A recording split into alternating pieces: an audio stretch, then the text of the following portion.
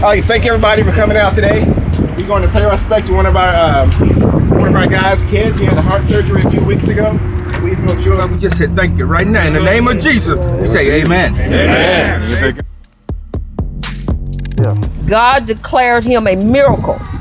Surgery on Friday. Surgery existed from 9 o'clock in the morning to 1 o'clock in the afternoon. Occurred, put him in his room at 3 o'clock by a nurse. 8 o'clock that night, sitting up in a chair. Saturday morning, 2 tubes come up out of it. Sunday morning, they cut 2 more tubes up out of him and cut his wiring that's connected to his heart. Tuesday afternoon, he had his feet up under my table eating. That's a miracle baby. His table. That's a miracle Our baby. table. That's my miracle baby. There you go.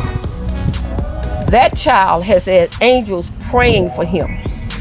He has prayer warriors praying for him. He has angels in heaven putting their hands on him and anointing the doctors that are operating on him. He's my miracle baby.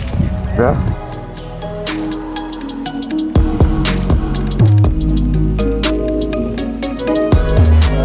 Shut up. You shut the Keith? front door.